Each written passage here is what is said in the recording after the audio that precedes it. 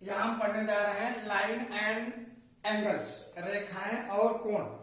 रेखा और कोण के बारे में हम पढ़ने जा रहे हैं। ये रेखा है और दो रेखाओं से मिलके एक कोण बनता है, एंगल बनता है। लेकिन इसके पहले हम डिस्कस करेंगे थोड़ा सा कुछ इसके जो बेस फंडामेंटल बेस को पहले क्लियर कर लेते हैं। बेस की स्टार्टिंग होती है डॉट से। कहां से होती है? डॉट से, पॉइंट से। कहां से होती है? पॉइंट से,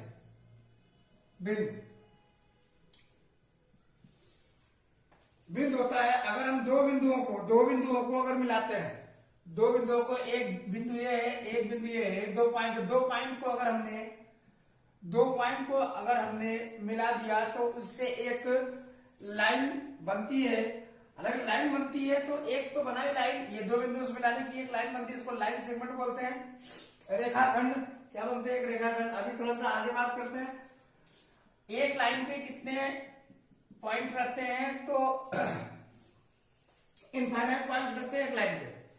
अभी एक लाइन की बात कर दी जाए तो एक पॉइंट ये दोनों पॉइंट को हमने मिलाया तो क्या बन गई? एक लाइन बन गई। दो लाइन को अगर मिलाते हैं, आपस में, दो लाइनों को अगर आपस में मिला देते हैं तो वहां पर एंगल बनता है, वहां पर एक कोण का निर्माण होता है। दो बिंदुओं से मिलकर एक रेखा बनती है और दो रेखाओं से मिलकर एक कोण बनता है। दो रेखाओं से मिलकर एक कोण बनता है। यहाँ पर तीन चीजें तो होती है। एक होती है लाइन, एक होता है रे और एक होता है लाइन सेगमेंट। लाइन की बात करें तो रेखा हिंदी इसकी है, ये है इसकी किरण और ये है रेखाखंड। रेखाखंड की बात किया जाए तो यहां पर थोड़ी देर के लिए बात करते हैं रेखाखंड में। रेखाखंड और ये पॉइंट लाइन रे और लाइन सेगमेंट। तो पॉइंट की बात करते हैं तो बारीक पेंसिल द्वारा अगर कागज पर हम बना कोई सूक्ष्म चिन्ह अगर लेते हैं तो उसको हम बिंदु के रूप में शो करते हैं, दर्शाते हैं, निरूपित करते हैं। इसे अंग्रेजी वर्णमाला के बड़े अक्षरों में A B C D E F G H करके आप ए टू जेड से लेके किसी बिंदु को आप डॉट करके समझा सकते हो। जैसा कि आपको हमने बताया, एक डॉट, ये पॉइंट यहाँ पर है, एक से कुछ करते हैं, एक पॉइंट यहाँ पर है, उसको बीच से कुछ करते हैं, दोनों को मिला देते हैं तो ये हमारे डॉट है। उसके बाद आती है यहाँ पर एक लाइन, रेखा, मतलब सरल रेखा। बिंदुओं को एक सरल रेखा जो होता है बिंदुओं का एक समुच्चय होती है जिसकी केवल लंबाई होती है, चौड़ाई या मोटाई नहीं होती है। रेखा कहते हैं कि लंबाई होती है जिसकी चौड़ाई मोटाई नहीं होती। सिंपल सी बात समझो, रेखा का कोई भी लास्ट पॉइंट नहीं होता। ना तो रेखा की बात करें, ना तो इसका कोई स्टार्टिंग पॉइंट है और ना तो कोई इसका एंड पॉइंट है। तो मेन डिफिनेशन इसकी यही है, रेखा का, लाइन का ना तो कोई स्टार्टिंग पॉइंट होता है ना तो कोई एंड पॉइंट होता है। रे की जब बात करते हैं तो रे का एक पॉइंट हमको पता रहता है, या तो स्टार्टिंग या तो एंडिंग। एक पॉइंट हमको इसको क्या रहता है? हमको एग्जैक्ट पता रहता है। लाइन सेगमेंट की बात करते हैं, लाइन सेगमेंट के दोनों पॉइंट हमको यहाँ पर पता रहता है। इसके दोनों पॉइंट, दोनों and point, starting point, and point दोनों हमको पता रहते हैं। रे में स्टार्टिंग पॉइंट पता रहता है और एंडिंग पॉइंट नहीं पता रहता है। जो सन रे की बात करते हैं, सन रे की बात करते हैं तो सन से रे निकल रही है वो साफ पता है, लेकिन ये कहां तक जा रही है हमको नहीं पता है। लाइन सेगमेंट क्या है? लाइन सेगमेंट लाइन का ही एक छोटा सा पार्ट होता है जो फिक्स्ड होता है, जिसकी स्टार्टिंग और एंडिंग क्या होती है? फिक्स्ड होती है। ये थोड़ा सा लाइन था, लाइन सेगमेंट था और रे था। इनके बीच में डिफरेंस भी आपको थोड़ा सा पढ़ लीजिएगा, इनके बीच में डिफरेंस बात करिए। अब बात करते हैं यहाँ पर, एक होता है कोलाइनर एंड एक नॉन कोलाइनर पॉइंट्स। कोलाइनर और एक नॉन कोलाइनर पॉइंट्स, मतलब कह सकते हो संरेख और असंरेख बिंदु।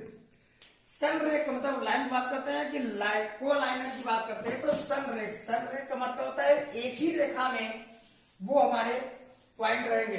समझ करते हैं, ये हमारा क्या है? ए क्यू बी, ये जो हमारे पॉइंट है, point A, point Q, point B, ये क्या है? संरेख है। ये क्या है? संरेख है, जिसको बोलेंगे कोलाइनर। और इसको नॉन कोलाइनर की बात करें तो नॉन कोलाइनर में अगर लेते हैं, ये हम फिगर ले लेते हैं, ट्राइंगल ए बी एंड सी। ये एक लाइन में नहीं है, इनका स्ट्रक्चर बदला हुआ है तो ये नॉन कोलाइनर में आएंगे, यानी कह सकते हैं असंरेख बिंदु।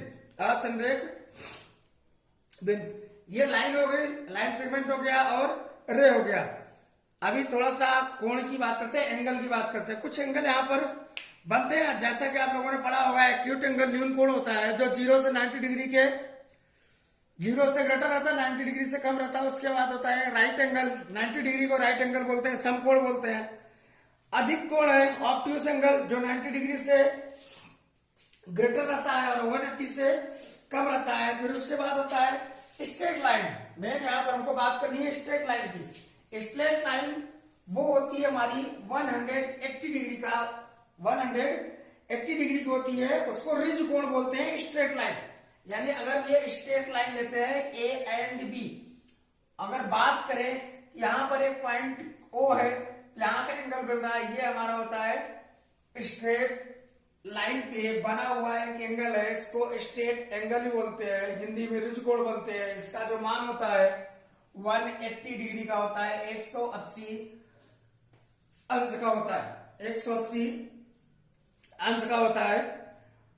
इसमें बात करते हैं, यहां से थोड़ा समझते हैं। अगर ये 180 डिग्री है, अगर इसको दो पार्ट हम कर देते हैं, एक पार्ट ये और एक पार्ट अगर हम ये कर देते हैं, ये दोनों पार्ट को अगर हम ऐड करते हैं तो हमारा यहाँ पर जो मान आएगा वो कितना आएगा, 180 डिग्री के इक्वल आएगा। सपोज करते हैं इसको x एज्यूम कर लेते हैं, इसको y, तो यानी x प्लस वाई इक्वल कितना हो जाएगा 180, 180 अंश। x और y को ऐड करेंगे तो कितना हो जाएगा 180 अंश की बात करते हैं। यही पर होता है, यही पर पूरक और संपूरक, इनको संपूरक, ये स्ट्रेट लाइन पे जो स्ट्रेट एंगल बना हुआ है, अगर बात किया जाए तो समझ करते हैं इसको ले लेते हैं 120 ले लेते हैं, 120 लेते हैं। अगर इसको निकालना हो तो होता क्या, 180 से 120 को सब्सट्रैक्ट कर देंगे, वो तो अलग की चीज है। लेकिन एक कंडीशन यहाँ पर और अप्लाई हो रही है, वो हो रही है सप्लीमेंट्री एंगल। वो हो रहा है सप्लीमेंट्री एंगल, मतलब समपूरक कोण। अगर देखा जाए तो 120 120 का समपूरक कोण ये होगा, 120 का समपूरक कोण होगा सप्लीमेंट, या सप्लीमेंट की बात हो रही थी, 180 का समपूरक कोण अगर बात करें, 180 का सप्लीमेंट्री एंगल पूछा तो 180 से जिस एंगल को पूछ रहा है उसी एंगल को आप सब्सट्रैक्ट कर दोगे तो हो जाएगा सप्लीमेंट्री। तो वैसे भी ये एंगल क्या निकल के आएगा, 60 डिग्री निकल के आएगा। वैसे भी ये एंगल, अगर इसकी सप्लीमेंट्री बात करें, 120 का सप्लीमेंट्री एंगल क्या होगा, 60 डिग्री होगा।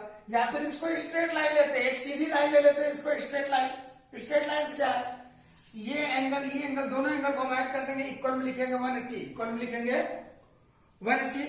यहाँ पर कंप्लीमेंट्री को जो भी कंप्लीमेंट्री में क्या होता है 90 डिग्री का होता है, 90 डिग्री में टू पार्ट्स, अगर इसको मैं एक्स बोलता हूं, इसका कंप्लीमेंट एंगल कौन सा होगा, 90 माइनस एक्स होगा। 90 माइनस, तो फिलहाल हमको इसकी जरूरत नहीं है, हमको जो जरूरत है वो स्ट्रेट लाइन की और स्ट्रेट एंगल की है, क्योंकि हम पढ़ने जा रहे हैं रेखाएं और कोण की बात कर रहे हैं। अभी यहां से हो गया स्ट्रेट लाइन, होगा स्ट्रेट लाइन के बाद थोड़ा सा अगर बात करेंगे तो हम बात करते हैं जब दो लाइनें आपस में एक दूसरे को इंटरसेक्ट करती है तो वहां पर क्या कंडीशन हमारी बनती है। पहला एक होता है हमारा, जब दो लाइनें एक दूसरे को इंटरसेक्ट करेंगी वहां पर एक एंगल बनता है, वो वर्टिकली अपोजिट एंगल बनता है।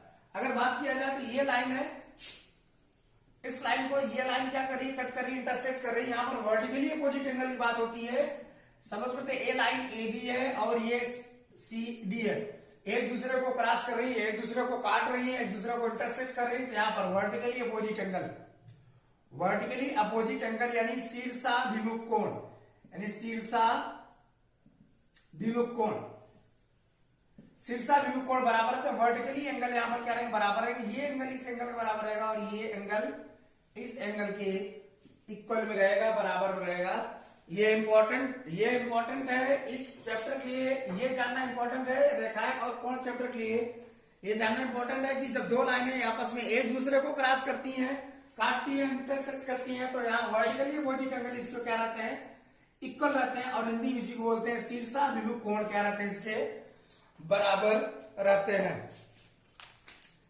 शीर्षाभिमुख कोण बराबर रहते हैं, ये तो बात हुई। अब इसमें कुछ थोड़ा सा कुछ न्यूमेरिकल करते हैं, आगे कुछ एग्जांपल लेके।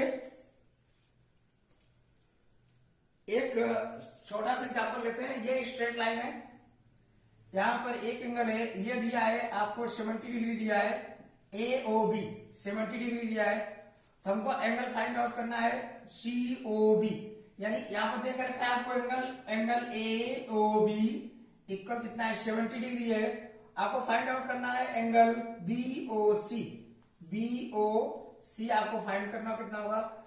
ये दोनों स्ट्रेट लाइन में है, या फिर कह सकते हैं ये सप्लीमेंट्री भी है। सप्लीमेंट्री होने का सेंस क्या है, आप 180 से 70 को सब्सट्रैक्ट कर देंगे तो भी ये निकल जाएगा, 180 में 70 घटा देंगे तो आ जाएगा। लेकिन यहाँ बात करते हैं angle A O B plus angle B O C equal होंगे 180 डिग्री के। क्यों होंगे 180 अंश के, चूंकि ये स्ट्रेट लाइन पे बने कोण है। इन दोनों कोणों का जोड़, इन दोनों कोणों का सम कितना होता है 180 होता है। ए ओ बी देख के रखा है कितना 70 degree, A O D 70 degree plus angle B O C equal कितना हो जाएगा 180। ये प्लस की डिजिट है, उधर जाके क्या हो जाएगी सब्सट्रैक्ट हो जाएगी। बी ओ सी इक्वल कितना हो जाएगा 180 माइनस 70 यानी 110।